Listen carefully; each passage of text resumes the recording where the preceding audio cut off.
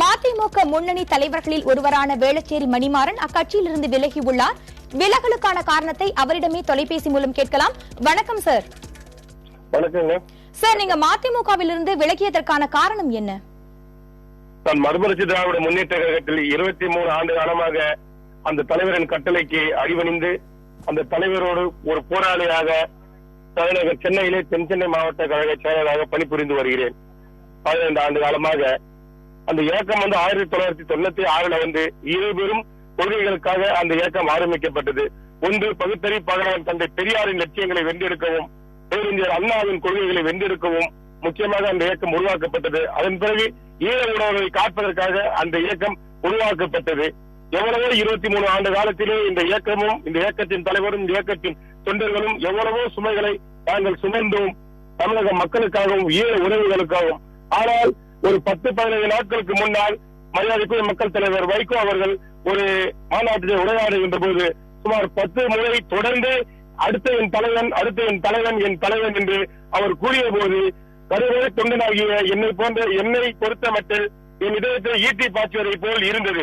காரணம், 25 ஆண்டு காலம் பாராளுமன்றத்தை நடுநிறுத்தி வைத்த ஒரு மாபெரும் தலைவர், 9 பிரதமர்களை கண்ட ஒரு மாபெரும் தலைவர், முத்தமிழறிஞர் டாக்டர் கலைஞர் அவர்களின் பட்டறையிலே உருவான ஒரு மாபெரும் போர்வாள். அப்பேற்பட்ட ஒரு தலைவன் இன்னொருவரை தலைவனாக ஏற்றுக்கொள்ளும் போது என்னை போல ஆற்றெல்லாம் அதை தாங்கிக் கொள்ள இதயம் எங்களுக்கு கிடையாது. எந்த லட்சியத்திற்காக நாம் இந்த இயக்கத்தை ஆரம்பித்தோமோ அதிலிருந்து தலைவர்களோ விடுபடுகிறாரோ என்பதை எண்ணிதான் அந்த இயக்கத்திலிருந்து இன்று நாங்கள் எங்களை விடுவித்துக் கொண்டோம். ஆனால் எங்களை நாங்கள் விடுவித்துக் கொண்டாலும் எங்கள் உயிர் மூச்சு இருக்கும் கடைசி நிமிடம் வரை தமிழக மக்களுக்காகவும் ஈழ உறவுகளுக்காகவும் தமிழ் சொந்தங்களுக்காகவும் தமிழ்நாட்டின் ஜனநாயகத்தை காப்பதற்காகவும் நாங்கள் உயிர் உள்ளவரை உழைப்போம். சார், நீங்க மதிமுகவிலிருந்து விலகியது தொடர்பா வைகோ தரப்பில் காரணம் கேட்கப்பட்டதா? அவர் ஏதேனும் சொல்லியிருக்காரா?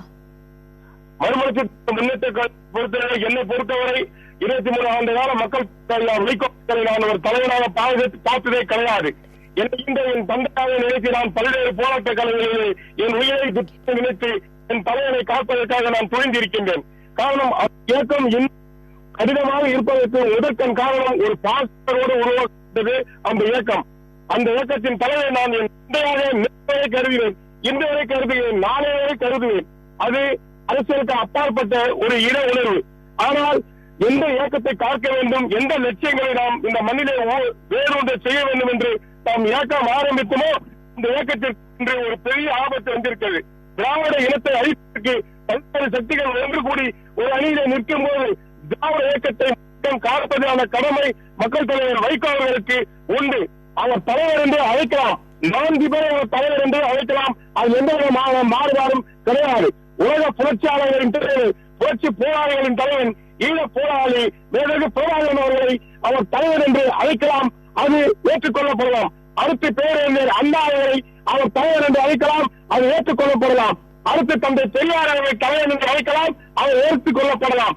அதையும் காட்டி ஒரு வழி மேலே சென்று 93 வயதிலும் இந்த தள்ளாத வயதிலும் எல்லாத புலியாக மாறி தமிழகம் எங்கும் உருவாந்து கொண்டிருக்கின்ற திராவிட இயக்கத்தின் தோல் முத்தமிழறிஞர் விட்டர் டாக்டர் கலைஞர் அவர்களை தலைவன் என்று இவர் அழைத்தால் அதை ஏற்றுக்கொள்ளலாம். காரணம், நாம் வளர்ந்த இடம், நாம் சுவாசித்த காத்தை உருவாக்கிய இடம், நம்மை வளர்த்த இடம் திராவிட முன்னேற்ற இடம். அதை தலைவர் என்று கூறியவர் கூட ஏற்றுக்கொள்ளலாம். ஆனால் யாரோ ஒருவரை ஒரு தலைவர் என்று கூறுவதனால் நாம் யாரை தலைவர் என்று ஏற்றி இந்த 23 ஆண்டு காலமாக போராடினோமோ அந்த ஒரு மாபெரும் வீரன் இன்னொருவரை தலைவர் என்று ஏற்றுக்கொள்வதை எங்களால் தாங்கிக் கொள்ள முடியவில்லை.